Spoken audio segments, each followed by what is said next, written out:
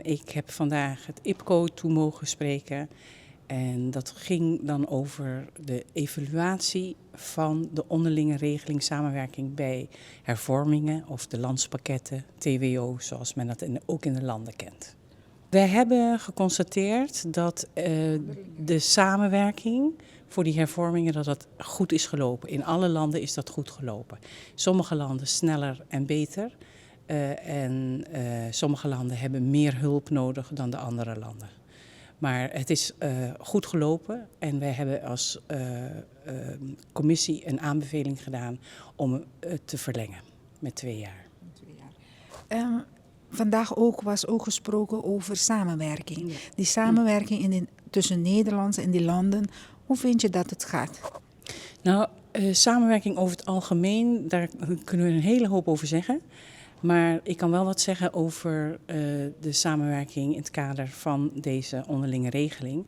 En wat ik gezien heb, en dat komt ook naar voren in ons rapport en in het rapport van de onderzoeksbureau die fact-finding heeft gedaan op de grond in de landen, is dat samenwerking stroef is begonnen. Want het is begonnen in de COVID-tijd. Met het accepteren van de landspakketten. Dus de landen hadden het gevoel dat ze iets moesten doen. Toen kregen we de hele discussie over eerst CHE en toen COHO. Nou, dat is ook niet zo heel goed gevallen in de landen. En dan ben ik nog vriendelijk, hoe ik het zeg. Maar daarna is er onder staatssecretaris Van Huffelen is er met de landen een onderlinge regeling getekend. Dat was in 2023, april 2023. Om vorm te geven aan hoe samengewerkt zou worden om die hervormingen te realiseren. En de conclusie die wij hebben als evaluatiecommissie is dat dat heel goed gewerkt heeft.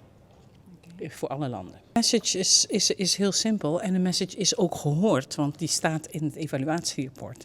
En de message is: zoek je prioriteiten, kies je prioriteiten. Wat doe je eerst voordat je iets anders doet? Waar heeft je land het meest behoefte aan, zodat je op een goede manier je land kan runnen?